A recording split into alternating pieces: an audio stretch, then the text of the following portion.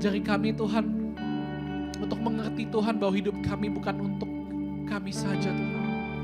Tetapi kami hidup kami memiliki sebuah tujuan Tuhan. Kami hidup untuk Engkau Tuhan. Kami hidup untuk menjadi terang di dalam dunia ini Tuhan. Hari ini Tuhan berbicaralah Tuhan di tengah-tengah kami Tuhan. Berfirmanlah Tuhan. Ini kami umat-Mu Tuhan. Kami merendahkan diri kami rendahkan hati kami Tuhan. Kami berkata kami mau siap Tuhan, kami siap mendengarkan firman-Mu Tuhan. Berfirmanlah Tuhan. Kami mau buka hati kami Tuhan. Kami inilah hamba-Mu Tuhan. Berbicaralah Tuhan. Berikan di tengah-tengah kami hati Tuhan, seorang murid Tuhan. Hati yang mau mendengar Tuhan. Hati yang mau diajar dan dibentuk Tuhan. Berfirmanlah melalui hamba-Mu Tuhan. Kau urapi hamba-Mu ini Tuhan. Dengan Roh Kudus-Mu Tuhan. Biar setiap perkataan yang keluar dari mulut hamba-Mu ini Tuhan. Sungguhnya berasal daripada-Mu saja Tuhan. Ini aku hamba-Mu yang tidak berguna Tuhan. Yang hanya melaksanakan apa yang Kau tugaskan kepadaku Tuhan. Terima kasih Tuhan. Sertai kami Tuhan. Dalam nama Yesus kami berdoa. Mari siap mendengar Tuhan katakan amin. Haleluya. Puji nama Tuhan. Shalom. Ada shalom. Haleluya. Sungguh sukacita saya hari ini bisa di tengah-tengah saudara semua. Boleh slide-nya disiapkan. Hari ini saya buat slide saudara. Jadi hari ini mungkin bukan berkhotbah, saya mau ngajar gitu saudara ya tempatnya. Tuhan memberikan sebuah pengajaran tengah-tengah kita. Lanjut aja, boleh. Judulnya Panggilan Menjadi Raja, saya kasih judul Panggilan Menjadi Raja. Mungkin kalau di tempat-tempat lain, di tempat umum gitu ya, kita ngomongin kita punya panggilan menjadi raja, kita dikira orang gila gitu ya. Kita dikira orang-orang yang setengah-setengah gitu, agak gitu ya. Tapi kalau di kalangan Kristen ini bukan hal yang asing, ini hal yang familiar. Bahwa kita ada sebuah panggilan menjadi raja. Ada ayat-ayat yang mengatakan kita ini dipanggil menjadi kepala bukan menjadi ekor. Ada amin saudara. Ayat ini dasari dari 1 Petrus 2 ayat 9. Hari ini pengajarannya cukup banyak ayat-ayatnya. Saya harap semua bisa punya fokus dan ngikutin ya. Dikatakan gini, baca bareng-bareng ya. 1, 2, 3. Kamulah bangsa yang terpilih, imamat yang rajani, bangsa yang kudus, umat kepunyaan Allah sendiri. Supaya kamu memberitakan perbuatan-perbuatan yang besar dari Dia, yang telah memanggil kamu keluar dari kegelapan kepada terangnya yang ajaib. Amin. Perkataan istilah imamat yang rajani ini seringkali diajarkan di gereja-gereja gitu ya. Saya yakin saudara-saudara pasti pernah sekali dua kali mendengar istilah ini. Imamat yang rajani. Boleh next? Jadi kalau katanya gini, imam itu gampang ya. Imam itu dikatakan imamat yang rajani. Imam itu melayani Tuhan. Memiliki akses langsung kepada Tuhan. Jadi kalau kita dengar kata imam, kita langsung kebayang. Oh imam. Tapi kalau kata raja, apa yang Anda bayangkan saudara? Apa yang dibayangkan raja? Istana. Ada apa lagi? Mahkota. Tahta atau wanita mungkin. Karena banyak wanitanya katanya kalau di film-film. Tapi apa? Apakah? Jadi kata imam ini melayani Tuhan. Maka raja katanya melayani dengan hartanya katanya. Ada istilah gitu ya. Ada orang yang dipanggil di pelayanan, ada yang dipanggil di bisnis katanya. Tapi apakah ini maksudnya saudara? Apakah untuk menjadi raja harus kaya dulu saudara? Apakah dilihat dari hartanya? Apakah yang buat seseorang disebut sebagai raja sebetulnya? Kalau hartanya banyak, disebutnya orang kaya. Bukan raja. Sebetulnya. Raja itu bukan dilihat dari hartanya. Ada yang bisa jawab gak? Apa? Mampu memimpin. Berarti kalau memimpin ada yang dipimpin, betul? Berarti kalau saya boleh simpulkan adalah raja ini sebenarnya bukan banyaknya hartanya, tetapi seberapa dia punya kekuasaan, punya otoritas, authority atas sesuatu. Betul ya? Jadi raja ini kalau dia punya kekuasaan, dia disebutnya sebagai raja. Raja atas tanah merah. Wow, siapa nih yang punya kekuasaan di sini gitu? Betul ya, zaman dulu itu ada raja, ada kerajaan-kerajaan. Jadi ada banyak di Indonesia pun kerajaan-kerajaan. Jadi raja ini menguasai sesuatu atau sebuah daerah. Dia punya kekuasaan menguasai atas sesuatu. Jadi kalau kita dipanggil sebagai raja, pertanyaan saya apa yang kita kuasai? Ya, banyak dari kita punya miskonsepsi, salah konsep. Berpikir bahwa kita menjadi raja ini kita dipanggil untuk memiliki harta yang berlimpah. Sebenarnya bukan harta. Saya percaya bukan harta, tapi ada sebuah kekuasaan yang ingin Tuhan berikan kepada kita. Dan hari ini kita mau belajar salah satu lah daripada, mungkin kalau kita tafsirkan pasti kan kaya sekali. Kita gak bisa mendalami Tuhan itu, menyelami sampai sedalam-dalamnya. Tapi hari ini kita mencoba mengerti satu aspek yang Tuhan mau ajarkan hari ini. Boleh di next? Nah, jadi kalau kita lihat bahasa Ibraninya, saya ini telusur ini saya langsung kasih rangkumannya aja, gampang. Sebenarnya panjang untuk nyampai di sini. Kata raja adalah melek. Kalau dalam bahasa Ibrani itu ada sebuah permainan kata atau akronim M, L, dan K. Melek. Kita tahu kalau di Alkitab ada namanya Abimelek, Raja Shalom. Maka sebenarnya kata melek ini artinya raja. Tapi kata melek ini, M, L, dan K ini ternyata terdiri dari arti-arti yang berbeda. Dari M, L, dan K. M ini adalah moah. Moah ini artinya tempatnya adalah di otak. Otak ini isinya adalah pikiran. Nah, saya tulis sini ada pikiran. Kemudian ada L yang adalah left, yaitu jantung. Jantung ini bicara soal keinginan kita, desire. Dan ketiga adalah kafet, hati atau naluri bertahan hidup. Jadi organ tubuh. Jadi kalau dari Yahudi ini, dari Ibrani, mereka ini menggambarkan huruf M, L, dan K ini yang mendirikan sebagai raja ini adalah punya hubungannya sama organ tubuh kita.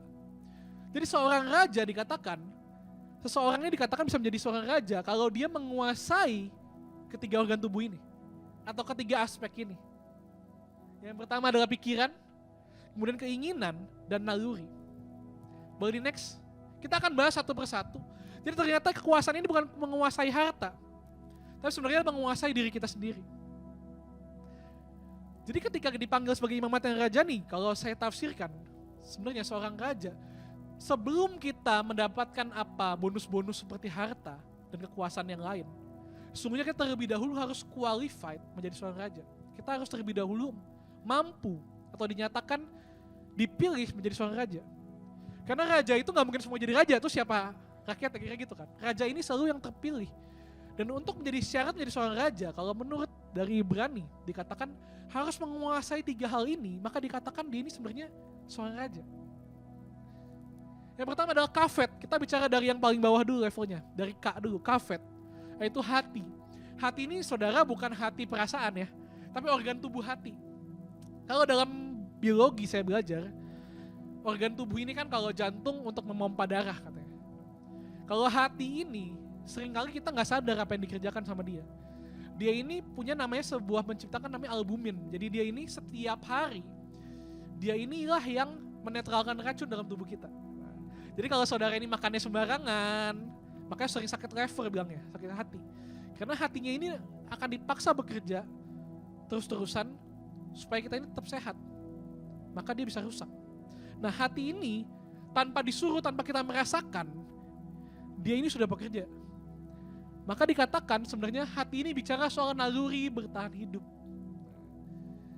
Untuk apa kamu bertahan hidup? Nah pertanyaan ini, bagaimana cara kita menguasai naluri kita? Itu kan insting. Naluri ini hewan pun punya. Hewan ketika dalam bahaya dia tahu. Makanya kalau ada kucing di jalan kok dia nyebrang-nyebrang aja gitu kan. Ada mobil tapi dia kayak tahu kalau ada bahaya. Nah hewan ini semua makhluk hidup punya naluri untuk bertahan hidup. Termasuk manusia. Kalau lapar, nalurinya makan. Gak tahu makanan siapa diambil aja gitu ya. Naluri katanya. Tetapi pertanyaannya, kalau saya munculkan pertanyaan di sini, untuk apa kamu bertahan hidup? Untuk siapa? Ini sebuah pertanyaan penting untuk kita mampu menguasai naluri kita. Kita harus kenal dulu sebenarnya siapa diri kita ini. Saya katakan di sini ada purpose. Sebenarnya apa tujuan hidup kamu? Ini yang menjadi masalah. Seringkali kita nggak tahu apa tujuan hidup kita. Maka kita hidup mohon maaf, seperti layaknya hewan. Kita nggak tahu untuk apa kita hidup, kita cuma untuk bertahan hidup aja. Ya saya ini kerja bertahun-tahun ya cuma untuk makan. Jadi saya hidup ini untuk makan ya. Atau orang-orang ini banyak sekali sering sampai berhutang sebenarnya dalam hidupnya. Kenapa? Sebenarnya simpel, ada naluri bertahan hidup. Karena saya harus makan. Tapi seringkali kita lupa apa yang selanjutnya kita mau lakukan setelah kita makan. Kalau kita nggak tahu apa tujuan hidup kita cuma akan bersusah payah untuk cari duit, untuk cari makan, untuk cukupin kebutuhan kita. Tapi setelah semuanya cukup, kita nggak tahu mau ngapain. Karena kita nggak tahu mau ngapain, kita cuma diem aja, kita akan lapar lagi. Dan kita akan cari makan lagi. Dan hidup kita cuma akan menjadi sebuah siklus. Dan saya percaya, Tuhan gak ciptain kita untuk itu. Ada amin. Saya percaya dengan rencana Tuhan dalam hidupnya. Meskipun, saya percaya loh, setiap orang yang gak mengenal usia, Tuhan tuh gak mengenal usia. Karena selama kita masih hidup, artinya Tuhan masih percaya sama kita. Masih ada sesuatu yang Dia mau buat dalam hidup kita, amin. Maka kita harus bertanya apa tujuan hidup kita. Next, boleh next. Ketika kita tahu apa tujuan hidup kita, maka sesungguhnya naluri kita akan mulai berubah. Kita buka ayatnya 2 Korintus 5 ayat 14-15, boleh saudara buka di handphone masing-masing di Alkitab. Kita akan baca sama-sama. Ya saudara katakan amin. Yang lihat layar katakan amin. 2, 3. Sebab kasih Kristus yang menguasai kami, karena kami telah mengerti bahwa jika satu orang sudah mati untuk semua orang, maka mereka semua sudah mati. Dan Kristus telah mati untuk semua orang, supaya mereka yang hidup tidak lagi hidup untuk dirinya sendiri, tetapi untuk Dia yang telah mati dan telah dibangkitkan untuk mereka. Amin. Mereka ini maksudnya kita gitu ya. Dikatakan Kristus ini telah mati, satu orang telah mati untuk kita semua. Maka sesungguhnya kita telah mati. Menarik sekali perkataan ini. Saya waktu baca ini saya bingung. Ya kok saya jadi mati? Oh ya mungkin manusia lama saya mati saya pikir. Tapi sebenarnya Paulus ini yang menulis surat ini adalah seorang Yahudi tulen. Dia seorang pengajar yang hebat. Dia mengerti sekali Taurat, maka dia juga mengerti tadi konsep kafet tadi. Bahwa sesungguhnya kita punya naluri untuk bertahan hidup. Selama kita berpikir kita masih hidup, kita akan terus mencoba bertahan hidup.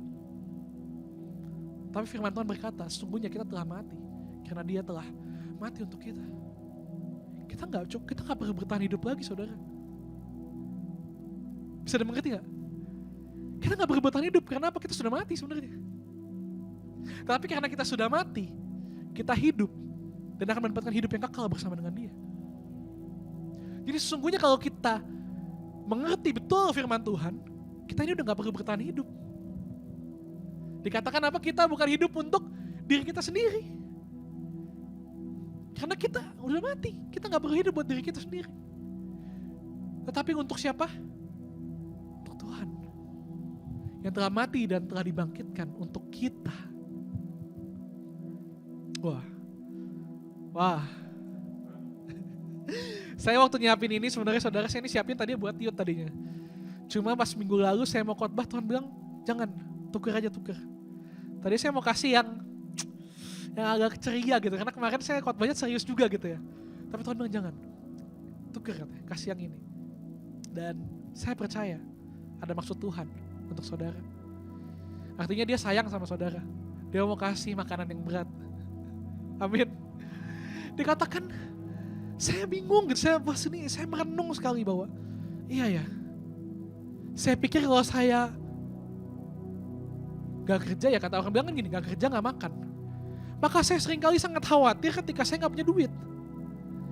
Saya bakal mati nih, saya mau makan pakai apa? Tapi saya jadi lupa bahwa sesungguhnya saya ini anak Allah. Bahwa saya sesungguhnya telah ditebus oleh Kristus. Saya telah mati dan hidup untuk Dia. Kalau saya hidup untuk Dia, maka Dia yang akan mencukupkan segalanya untuk saya. Tapi otak ini, naluri ini, gak bisa dibohongin saudara. Saya ketika bicara gini pun, saya sedang belajar sesungguhnya. Ayo jiwaku, hai jiwaku, why? Kenapa saya harus khawatir?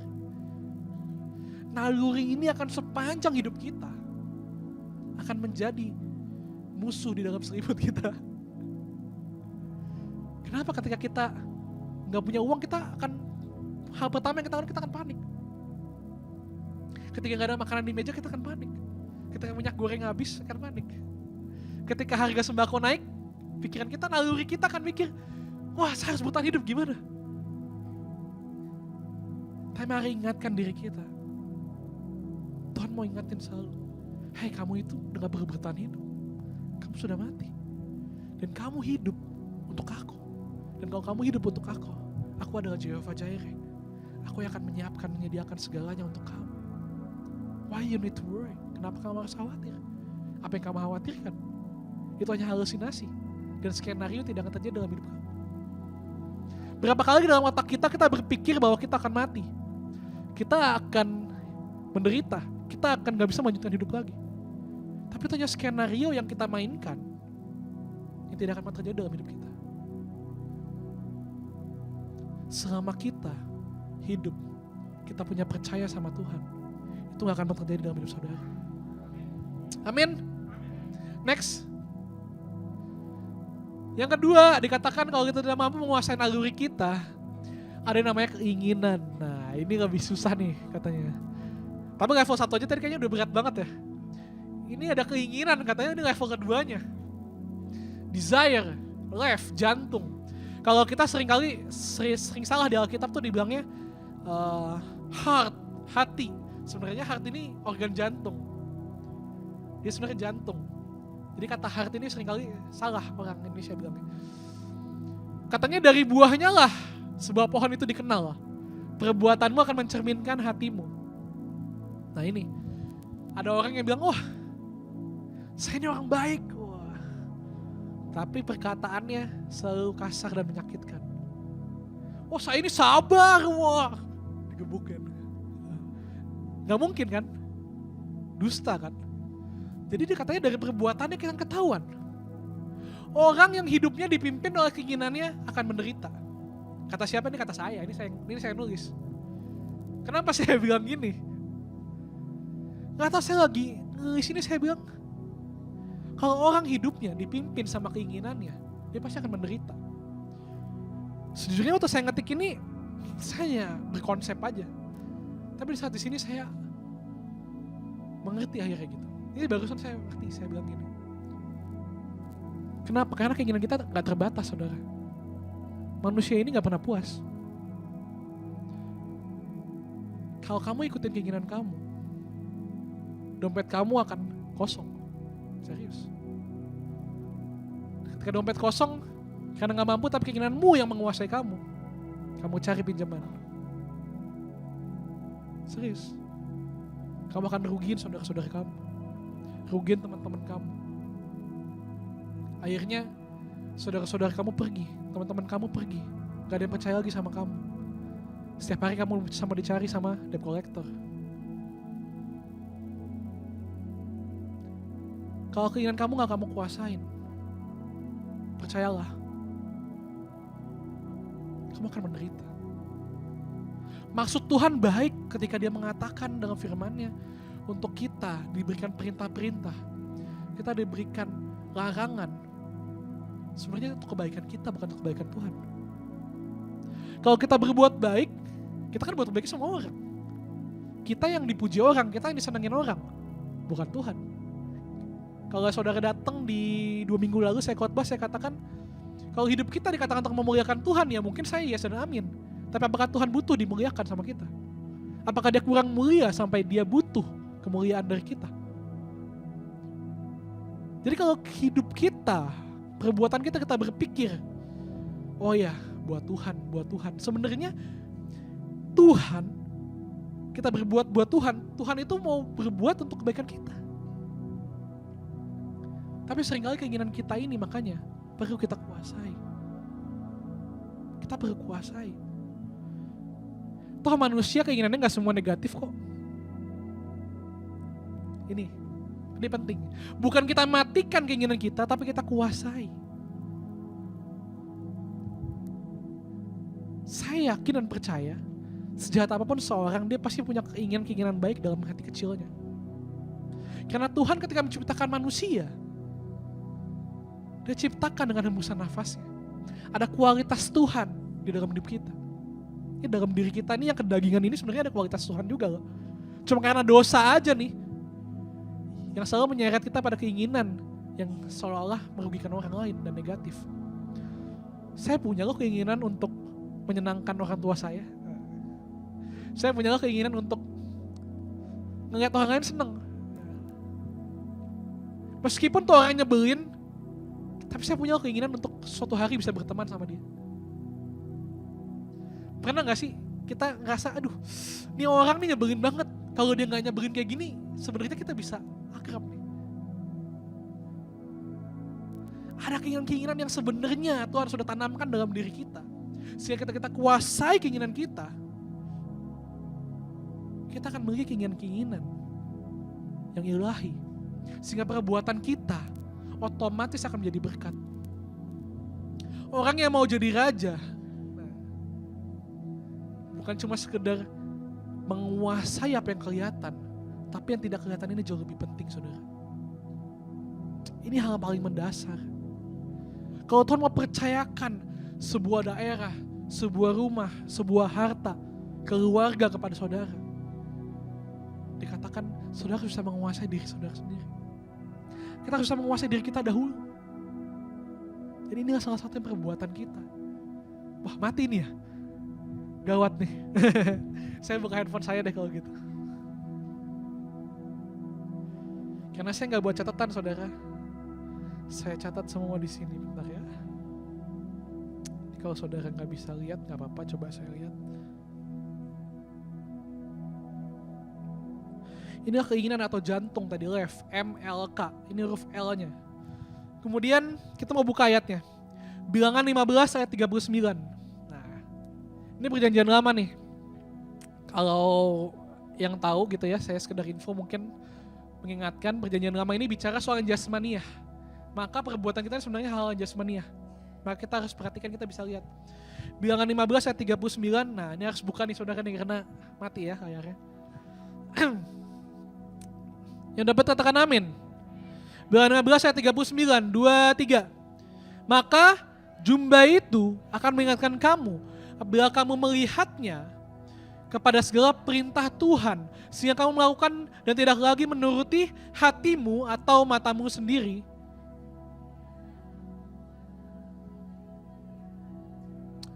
Amin. Dikatakan menurut hatimu, tapi sebenarnya dalam bahasa aslinya ini pakai kata jantung, heart, left, pakai katanya left. Artinya, sesungguhnya dari dulu ternyata hukum Taurat ini ada untuk sebenarnya manusia ini bisa menguasai perbuatannya atau desire-nya, keinginannya. Maka kalau kalian saudara tahu jumba ini, saudara pernah tahu talit ya, sebuah talit itu kayak kerudung gitu, penutup gitu. Itu ada jumbai-jumbainya. Jumlahnya ada 613. Sesuai dengan hukum Taurat banyaknya ada 613.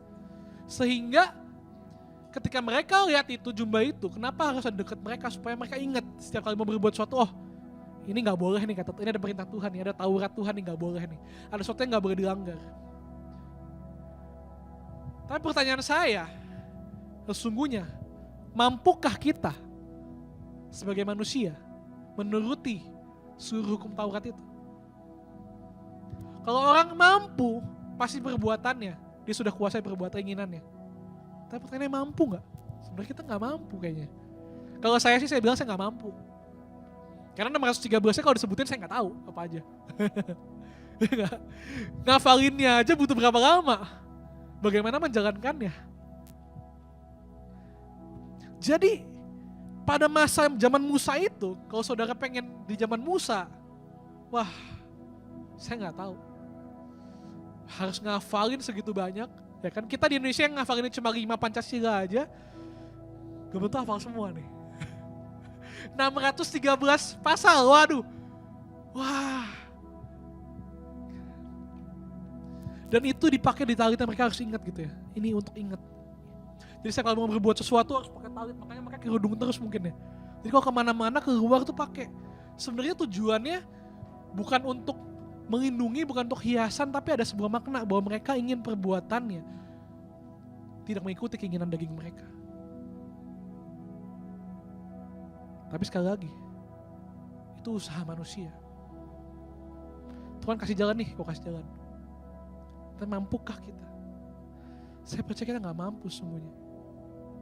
Buka ayatnya firman Tuhan. Nah ini saya ada lagi. Ibrani 12. Ibrani 12 ayat 11 sampai 17. Ini cukup panjang saudara. Tapi kita mau pelan-pelan aja bacanya. Kita mau ngerti gitu ya. Kita mau nangkep.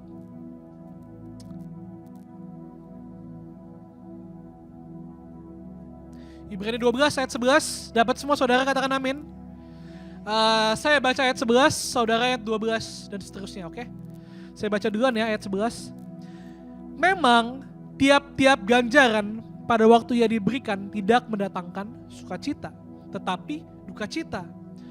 Tetapi kemudian ia menghasilkan buah kebenaran yang memberikan damai sejahtera, yang memberikan damai kepada mereka yang dilatih olehnya. Ayat 12 saudara.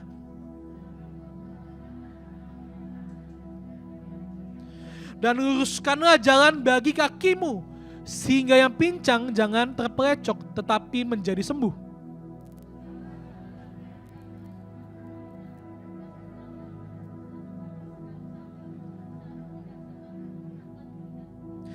Jagalah supaya jangan ada seorang pun menjauhkan diri dari kasih karunia Allah, agar jangan tumbuh akar yang pahit, yang menimbulkan kerusuhan dan yang mencemarkan banyak orang.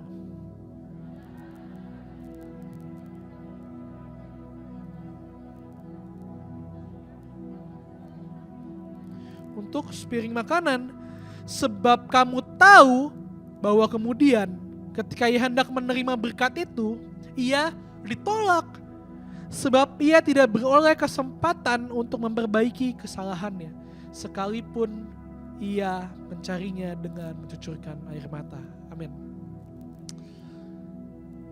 Dikatakan jangan seperti Esau, dengan nafsunya yang rendah dikatakan, wah, aduh kayaknya hina sekali gitu ya. Sebenarnya Esau ini kenapa cuma lapar kok? Dia cuma lapar. Atau mungkin bilangnya cuma mau bertahan hidup gitu ya. Lapar. Jadi ada makanan yang gak tahu makanan siapapun ya saya embat.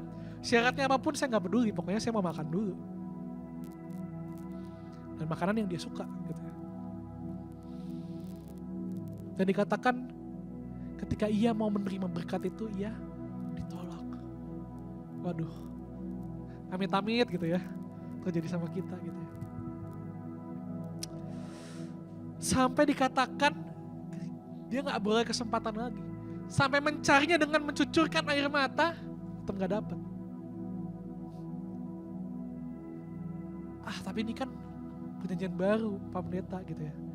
Ya betul memang, makanya ada ayat sebelumnya mengatakan apa? Jangan kamu menjauhi dirimu, menjauhi kasih karunia Allah. Apa ciri-cirinya? Kalau kamu dekat dengan kasih karunia Allah, kamu gak punya kepahitan. Orang yang hidupnya dituntun, dipimpin oleh keinginannya. Kenapa saya bilang menderita? Karena pasti punya kepahitan. Karena keinginanmu boro-boro 50% terpenuhi. Setengahnya aja gak ada. Serius. Maka orang yang keinginannya gak terpenuhi ini kecewa. Dan orang yang kecewa ini pahit.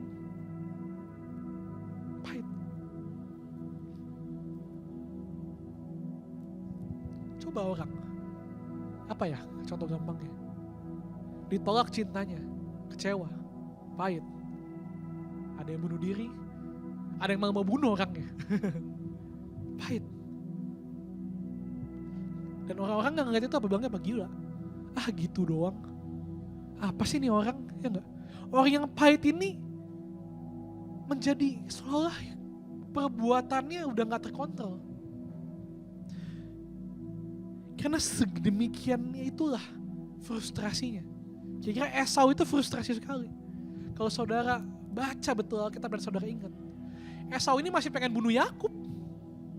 Kayak cinta yang ditolak tadi saya bilang, mau dibunuh. Kenapa? Ketika ia mau menerima berkat ditolak. Apa alasannya? Ya dia bilang, apa alasannya? Tapi di mata Tuhan, Tuhan melihat sesuatu yang kelihatannya sepele. Cuma karena nafsunya aja diikutin sama dia, dan dia ditolak sama Tuhan. Amit-amit saudara. Saya percaya kita semua pasti diberkati Tuhan, amin. Kenapa jadi lemes semua nih? Udah mikirin kali ya, waduh nih saya udah ditolak kali ini makanya saya hidupnya menderita. Enggak. Khotbah hari ini tidak menggagalkan khotbah yang sebelumnya. Khotbah yang sebelumnya apa? Meskipun saudara kelihatannya hanya seperti bertahan hidup, tapi saudara dalam rencana Tuhan yang ajaib. Amin.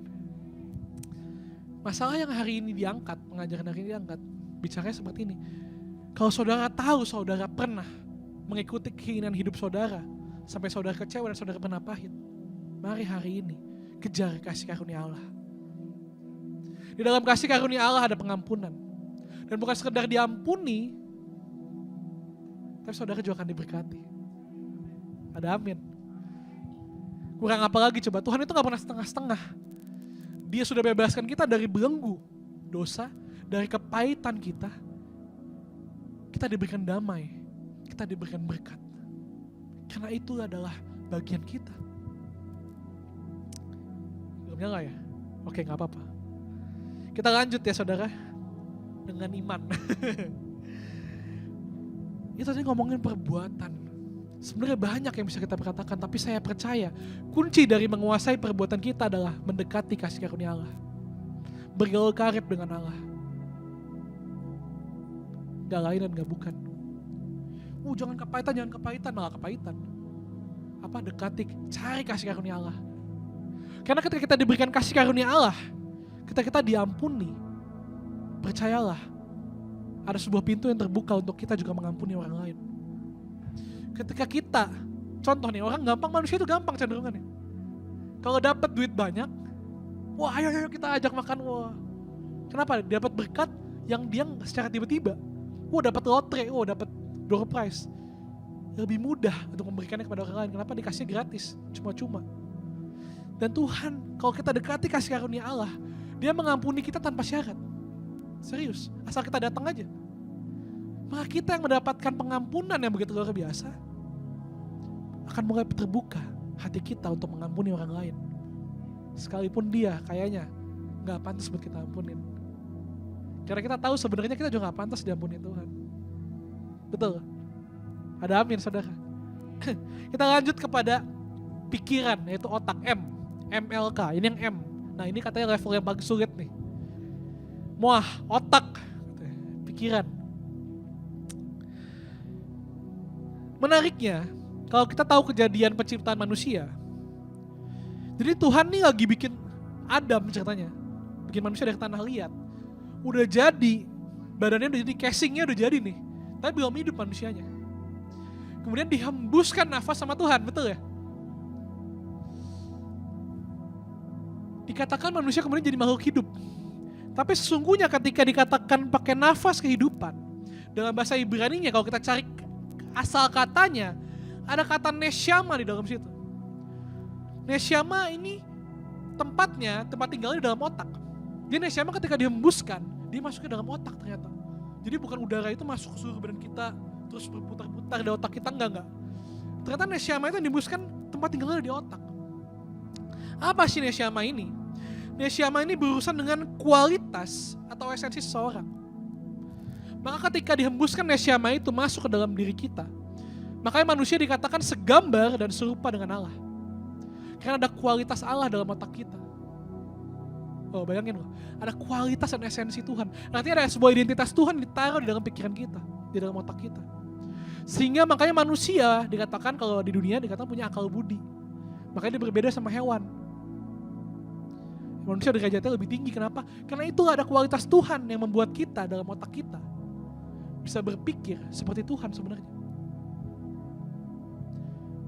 Tapi karena apa? Manusia, Adam dan Hawa, dia makan buah apa? Buah terlarang, apa? Pengetahuan yang baik. Bayangin otak kita yang udah punya kualitas Tuhan dibilang kurang, mau dimasukin dengan campuran lain biar lebih canggih katanya, dioplos gitu ya. Saya nggak ngerti itu, biar canggih katanya. Pakai buah pengetahuan yang terlarang ini. Bahwa pengetahuan yang baik dan yang jahat. Lah Tuhan ini lebih tahu gak? Tuhan lebih tahu, kita udah punya kualitas Tuhan di otak kita. Makanya Tuhan bilang lu jangan makan ini. Tapi manusia ini kan tertipu gitu ya. Dia makan buah pengetahuan itu. Apakah manusia kemudian jadi lebih pintar? Yang saya tahu mereka cuma sadar kalau mereka itu telanjang. Saya rasa itu nggak pintar-pintar banget lah. Gitu. Gue juga tahu gitu kalau gue telanjang gitu. Tapi artinya apa sebenarnya? Tuhan mau bilang gini, manusia selalu menimbang akhirnya, setelah jutaan tahun selalu menimbang apa yang baik dan apa yang jahat. Tapi mata Tuhan, bayangin ya, Tuhan lihat kamu, Tuhan lihat orang yang jahat sekalipun, dia bisa lihat hal yang baik aja. Tapi manusia karena mengerti apa yang baik dan apa yang jahat, selalu negatif sama orang. Curigaan, gak percayaan. Coba, yang sudah berkeluarga mungkin suami istri. Ya harap, saya mungkin di sini gak ada mungkin ya, saya gak tahu, atau mungkin dulu. Seringkali kalau pasangannya ini punya kesalahan apa, kejelekan apa, akan selalu diingat. Ah kamu sih dari dulu emang begitu. Kejadiannya waktu pacaran. Pas udah menikah udah 10 tahun, masih dianggapnya sama. Akhirnya kesel gak? Saya ini udah dulu kayak gitu dulu. Saya ini udah bertobat tapi gak dianggap. Dianggapnya masih yang kayak dulu. Nah, pernah gak kayak gitu? Marah gak jadinya loh? Itu kan gue yang 10 tahun lalu, kok masih dibahas? Gue udah beda. Tapi yang diingat otak manusia apa? Yang baik dan yang jahat. Selalu ditimbang. Inilah buah dosa menurut saya yang paling jahat. Kita jadi sulit untuk melihat kebenaran. Tuhan itu matanya melihat kebenaran.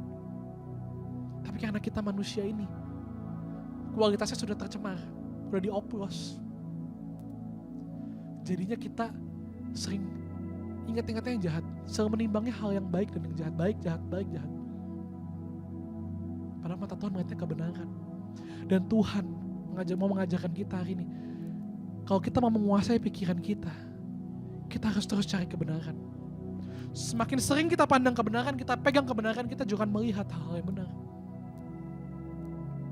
Maka bukan kebetulan kalau kata pertobatan atau metanoia, artinya adalah perubahan cara pikir, adalah mindset. Jadi kalau seorang bertobat dikatakan yang pertama berubah adalah mindsetnya. Karena sesungguhnya kualitas Allah Nesyama tadi ada di otak. Dan dosa tadi mencemari otak kita karena pengetahuan. Dan tetap pikiran kita ini yang perlu dibereskan. Perlu ada perubahan mindset. Karena dunia ini sebenarnya gak akan pernah berubah. Orang pada bilang, saya mau merubah dunia ini. Tapi sebenarnya dunia ini gak berubah. Tapi bagaimana manusia punya cara pandang yang berubah terhadap dunia ini.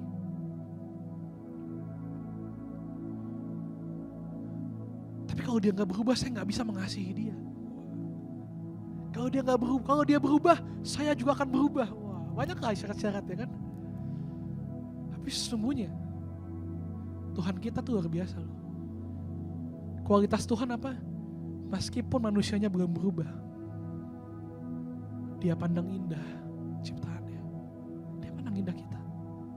Loh, manusia ketika mengaku dosa emang udah berubah? Ayo coba. Adakah kita kesempatan untuk berubah? Orang penjahat di atas kayu salib, di sebelah Yesus dikatakan hari ini kau ada di taman.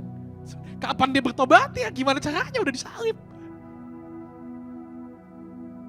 Ngaku dosa gimana? Itulah mata Tuhan. Itulah kualitas Tuhan yang sebenarnya ada dalam mata kita. Tapi kita gak pernah mau pakai. Udah tercemari. Kita pakai terus pengetahuan yang baik dan yang jahat yang seolah kita anggap itu yang terbaik. Memang kadang-kadang gak masuk akal jadinya. Berapa kali saya harus mengampuni? Pertanyaan murid itu ngomong gitu kan? Berapa kali Tuhan saya harus mengampuni?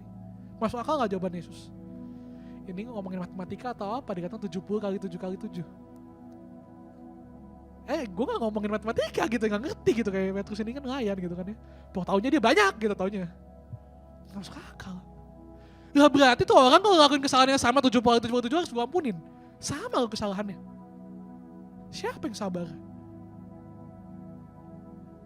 Tapi Tuhan mau berkata, ini kualitasku. Dan aku sudah kasih kualitasku sama kalian juga. Mungkin kalian pikir kalian gak mampu. Tapi kalau kalian serahkan nih pikiran kalian kepada pikiran Kristus, kalian akan melihat cara hidup kalian akan berubah. Dan ketika cara hidup kalian berubah, hidupmu juga akan dirubah Tuhan. Ayatnya di mana? 1 Korintus 10 ayat 5. Nah, Paulus ini ketika bahas ayat-ayat seperti ini kayaknya gak masuk akal, tapi ketika kita mulai mengerti sebenarnya tradisi-tradisi Yahudi ini, Ibrani ini, maka kita mulai mengerti ternyata semuanya masuk akal ayat-ayat ini. 1 Korintus 10 ayat 5. Yang dapat katakan amin. 1, 2, 3. Kami mematahkan, ayo 1, 2, 3. Kami mematahkan setiap siasat orang. Dan 1 Korintus 10 ayat 5, betul gak sih? Salah ya? Wah, ini saya ada yang salah nih. Oh, maaf. Ntar saya cari dulu ya. Ini berarti saya salah ngetik nih ayatnya nih. 1 Korintus 10, bukan ya? Bentar ya.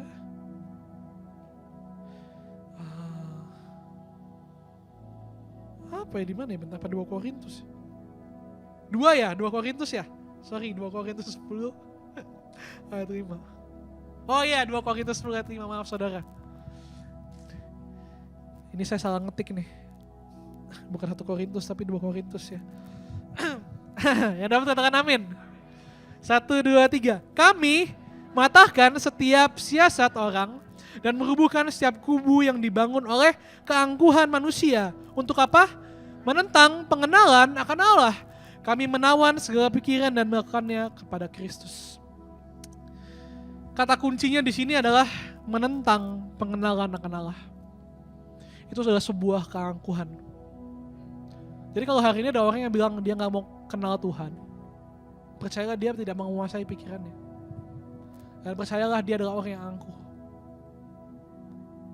Meskipun dia katakan dengan hati, aduh saya gak mau kenal Tuhan, itu angkuh. Dikatakan angkuh. Kalau angkuh itu menentang Tuhan. Jadi kunci dari kita menguasai pikiran kita adalah kita mencari pengenalan akan Allah. Gak lain dan gak bukan. Kita gak bisa menguasai sesuatu dengan kata-kata yang negatif. Oh jangan berpikir negatif, jangan, gak bisa. Itu sebuah hal yang harus kita akui bahwa ini saya apa adanya seperti ini. Ketika saya mengerti saya sudah tercemar pikirannya, maka saya harus penuhi dengan yang hal-hal yang ilahi. Yaitu adalah dengan pengenalan akan Allah dikatakan. Sehingga kita dapat menawan segala pikiran dan melakukannya dan menaklukkannya kepada Kristus. Kita gak bisa saudara pakai otak kita coba paksain untuk kita menjadi orang yang melihat dengan benar. Kita hanya mampu melihat kebenaran kalau kita mulai mengenal Allah. Dan bagaimana caranya kita bisa mengenal Allah? Salah satunya paling gampang baca firman. Makanya saya selalu bilang, kamu mau dengerin khotbah saya diulang-ulang 24 jam pun tidak menjamin pertumbuhan hidup kamu. Tidak menjamin kamu mengenal Allah. Mau kamu setel khotbah di rumah 24 jam, kalau kamu gak punya kehidupan secara pribadi, mau mengenal Allah secara pribadi, gak bisa saudara. Itu fondasinya. Karena saya sudah melihat gitu ya, orang-orang yang rajin nyetel khotbah, rajin nyetel kesaksian setiap hari. Ya saya bukan mau menjatuhkan sih, tapi ternyata kalau gak punya hubungan pribadi sama Tuhan, ujung-ujungnya pengetahuan itu, kesaksian-kesaksian dan khotbah itu cuma untuk menghakimi. Wah denger tuh khotbah sih itu, kalau denger khotbah ini. Tapi semua ketika kita baca firman cuma di antara kita sama Tuhan, kita gak bisa nunjuk orang lain. Kita mulai gak akan nunjuk orang lain.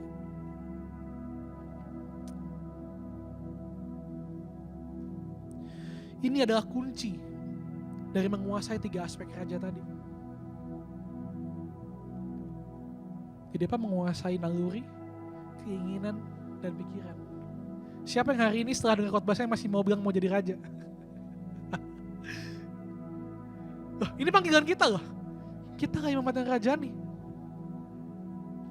Makanya sepanjang hidup kita, seringkali ada orang yang bilang gini, saya udah gak tahu mau ngapain lagi dalam hidup. Saya bilang, kamu udah jadi raja belum? Wah, gimana mau jadi raja? Saya gak punya harta. Saya bilang, ini bukan bicara soal harta. Ini bicara soal belajar seumur hidup kita. Untuk kita menguasai diri kita. Untuk kita perjalanan kita mengenal Allah. Karena kalau tadi kita gak menguasai pikiran kita, buktinya apa? Kita harus mengenal Allah. Kalau kita gak punya pengenalan akan Allah, ngomong kosong. Orang yang bilang bisa menguasai dirinya kalau gak mau mengenal Allah, ngomong kosong. Kalau orang bilang saya mau berubah mulai hari ini, tapi setelah itu dia gak pernah ke gereja, gak mau baca firman, itu hanya keangkuhan. Ini firman Tuhan yang bicara, bukan saya. Jadi jangan ntar dibilang saya menghakimi gitu, enggak ya. Ini sungguh serius, saudara. Berapa kali saya mencoba gitu ya dalam hidup saya, bikin resolusi tahun depan saya gak mau begini lagi. Wah. Caranya gimana? Wah, A, B, C, D, E. Wah, dengan doa puasa ya itu bagus sih. Tapi kalau tidak mencari pengenalan akan Allah, itu semata-mata hanya keangkuhan manusia untuk mengatakan bahwa dirinya mampu berubah dengan kekuatan dirinya sendiri.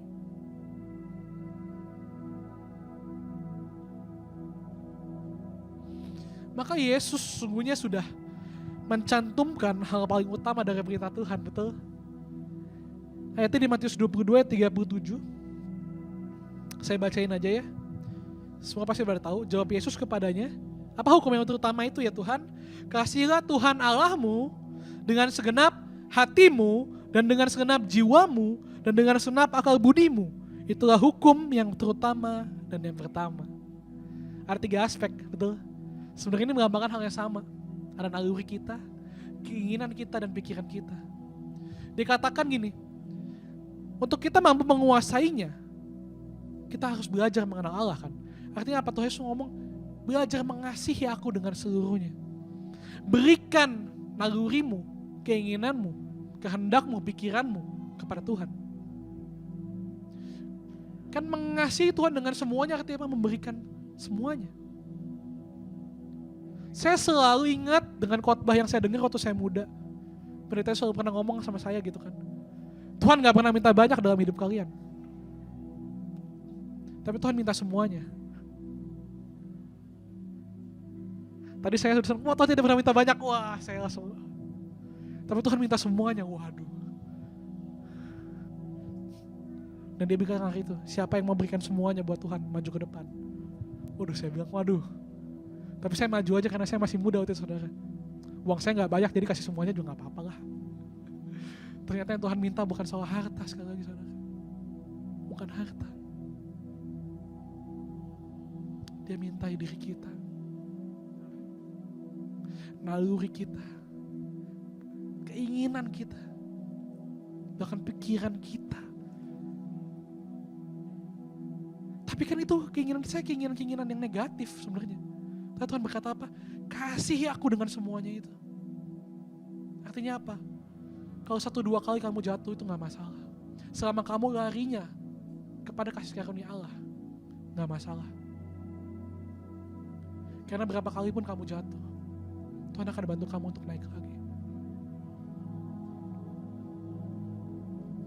Semakin saya baca firman Tuhan ini, saya semakin nanya gitu sama Tuhan. Tuhan ini sebenarnya gak pernah ngomongin berkat jasmani ya Tuhan. Saya bukan sedih sih Tuhan gitu ya. Saya bilang. Dan Tuhan cuma bilang karena itu masalah sepele. Bayangin Tuhan bilang, itu perkara kecil bagiku. Makanya sampai aku bilang mamon itu cuma perkara kecil. Karena apa yang bisa manusia dapatkan dengan usahanya, itu kecil bagi Tuhan. Tapi hal-hal ini, 3 hal ini, saudara gak bisa kuasai tanpa Tuhan. Maka hal ini sangat berharga.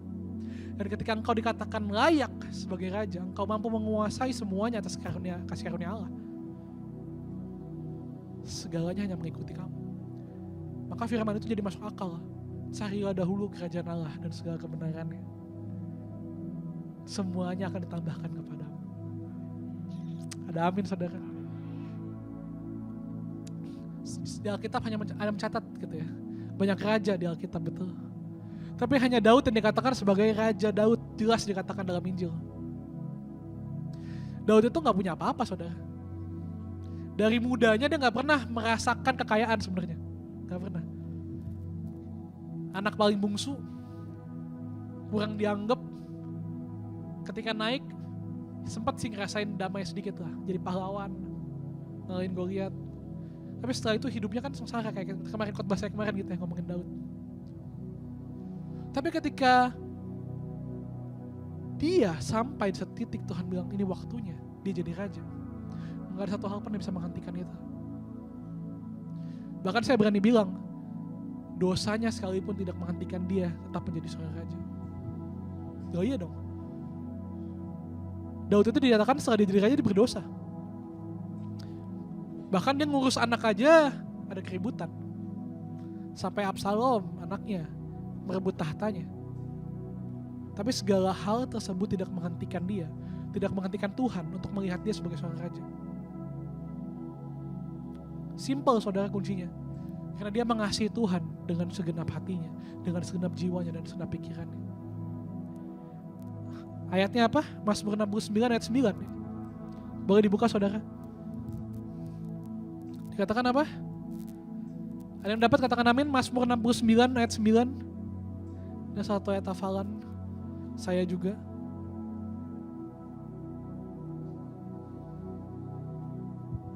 Satu, dua, tiga. Sebab cinta untuk rumahmu menghanguskan aku, dan kata-kata yang mencela engkau telah menimpa aku. Sedemikian Daud mengasihi Tuhan. Sampai cinta akan Tuhan menghanguskan dia katanya. Ini gombalan apa nih, belum pernah keluar kayaknya nih gombalan seperti ini.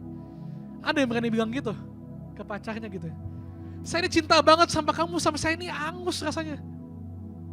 Saya kebakar. Wah. Tapi Daud mengatakan ini kepada Tuhan. Ini mazmurnya. Bayangin betapa dia mengasihi Tuhan. Dan ini yang membuat dia di mata Tuhan sebagai seorang raja, dia layak. Bukan karena dia gak berdosa, bukan karena Daud punya harta, sekali lagi, bukan karena Daud, bukan hanya karena ketaatannya, bukan. Lebih daripada itu. Karena seseorang bisa taat karena dia takut. Tapi orang yang kenal, kalau kamu kenal sama orangnya, kamu gak akan takut. Contoh nih, lagi di jalan, naik motor, lupa pakai helm, gitu ya, di stopin polisi, takut pasti, gemeteran. Tapi kalau ternyata polisi lah, si Anu gitu kan, kenal, takut kita jadi hilang gak? Jadi hilang. Padahal jelas melanggar aturan. Dan kalau kita tahu kalau yang menghakimi kita itu adalah Bapa kita, ya Tuhan Yesus, ya takut kita harus hilang. Tapi karena kita gak kenal, seringkali nih kita kurang kenal sama Tuhan, kita jadi masih ada rasa curiga. Kayaknya saya dihakimi nih, kayak saya dimasukin neraka nih, kayak saya dicampakkan nih ke dalam apa tuh, nyala api dan ketak gigi katanya. Wah. Karena kita gak kenal. Maka bagaimana cara kita bisa mengasihi Tuhan dengan seluruhnya sampai dibilang seperti hangus, kata Daud. Karena dia kenal betul siapa Tuhannya. Siapa yang mulai hari ini mau lebih kenal lagi sama Tuhan? Amin. Saya juga mau. Saya juga mau. Karena saya percaya, saya yang baru kenal segini aja kecilnya, hidup saya sudah merasakan jauh lebih damai. Saya bisa merasakan kasih Tuhan itu mengubahkan banyak hal. Cuma karena saya kenal Tuhan, saya cuma mencoba mengasihi Tuhan dengan segenap-segenapnya. Dan saya percaya itu juga bagian kita semua.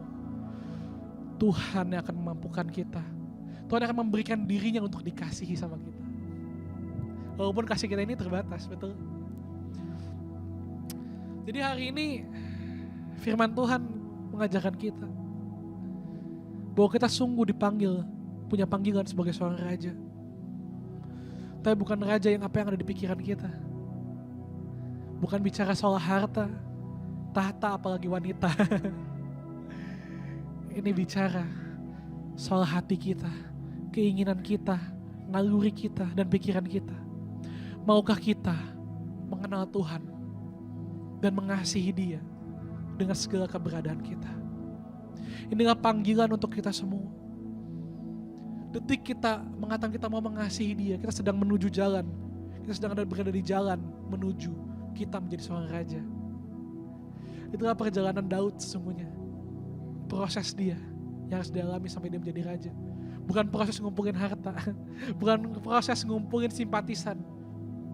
Bukan, memproses dirinya, hatinya dan pikirannya.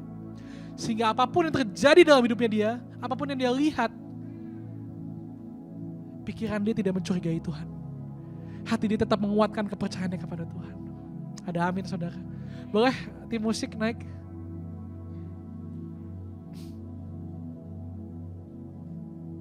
Kita mau bangkit berdiri saudara. Kita mau menghadap Tuhan. Kita mau serahkan Tuhan. Kita mau responi panggilan Tuhan. Panggilan kita menjadi raja. Dan saya percaya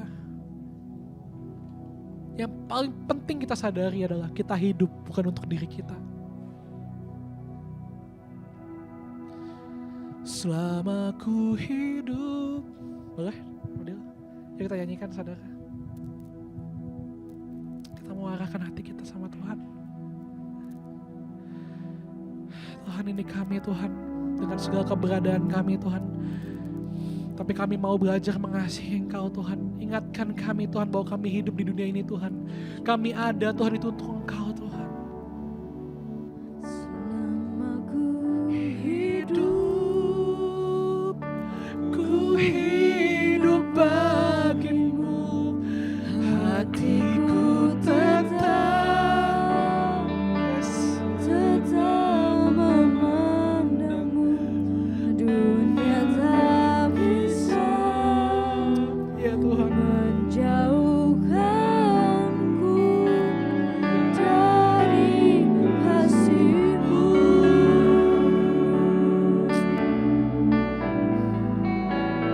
Selama ku hidup bagimu, mataku tetap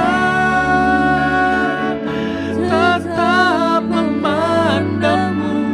Dunia tak bisa menjauhkanku dari kasih-Mu.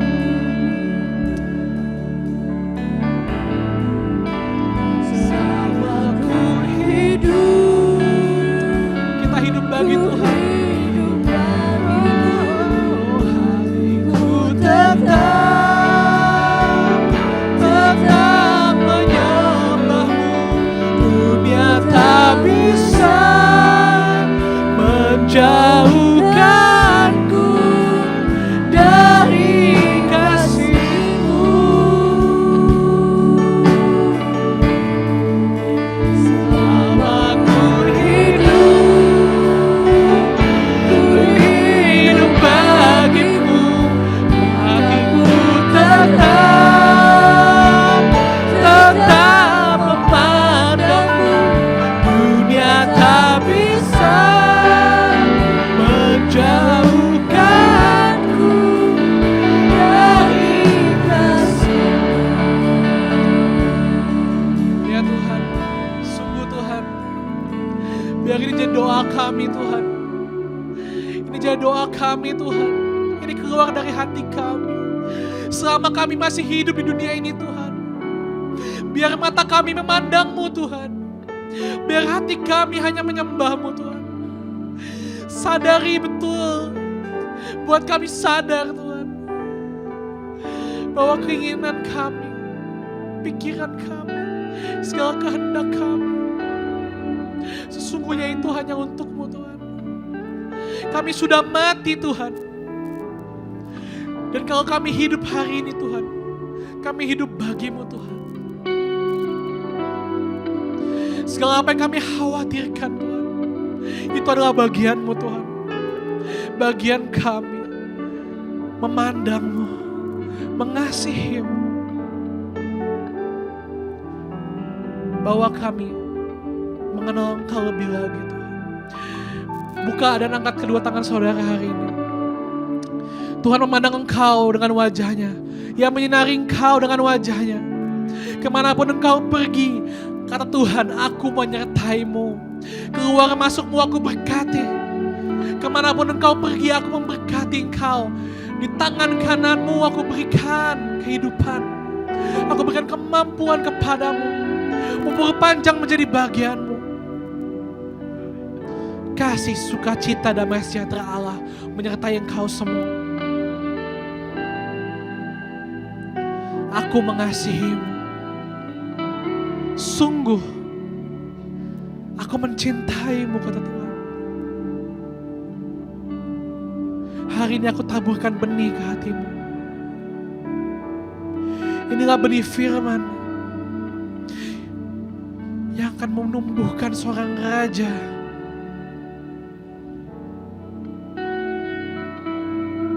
Jangan khawatir apa yang dunia lihat dan katakan tentang engkau. Apa yang orang lain gosipkan tentang engkau. Engkau indah di mataku, kata Tuhan. Akulah bagianmu. Sekarang untuk selama-lamanya. Semua yang percaya dan telah menerimanya, katakan amin.